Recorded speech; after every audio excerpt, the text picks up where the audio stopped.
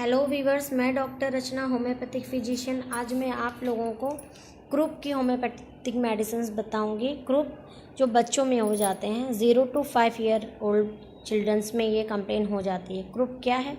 Croup एक common condition होती है। सडन कॉफ मतलब अचानक से खांसी आ जाती है बच्चों में।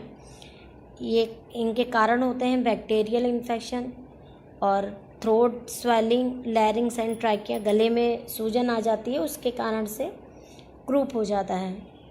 इनके लक्षण होते हैं हॉर्सनेस मतलब खराश, रनिंग नोज, नाक बहना, फीवर, बुखार, ब्रीथिंग डिफ़िकल्टी, सांस लेने में प्रॉब्लम और बार्गिंग कॉफ होते हैं।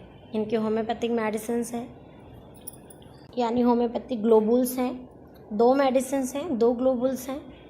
फर्स्ट है एकोनाइट 6 power 2 globules 2 times a day for 2 days के लिए, सिर्फ 2 दिन के लिए देना है। वो भी एकोनाइट जब देना है जब अचानक से बच्चे को सर्दी ज़ुकाम हो जाए, स्किन रेड हो जाए और फीवर आ जाए अचानक से मिडनाइट में, देर रात में, तो आप एकोनाइट यूज़ कर सकते हैं। सेकेंड है एंटिम टार्ट। एंटिम टार्ट भी 6 पावर में 2 globules 2 times a day for 2 days के लिए यूज़ करना है। एंटिम टार्ट किस कंडीशन में यूज़ करेंगे? जब थ्रोट में लाइटली पेन हो, सोर थ्रोट हो, गले में थोड़ा हल्का सा दर्द हो, ज़्यादा नहीं, और बहुत फ्लम आ रहा हो, गले से बहुत जब भी वॉमिटिंग के थ्रू फ्लम बाहर निकल रहा हो, एक्सेसिव फ्लम हो और ब्रीथिंग डिफ़िकल्टीज हो, सांस लेने में दिक्कत हो रही है बच्चे को, तो एंटिम टार्ट आप यूज़ कर सकते हैं।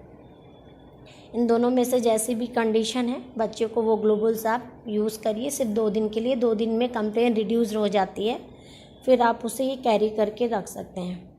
ये सिर्फ new born baby to 5 year childrens के लिए मेडिसिन है, ग्लोबुल्स है।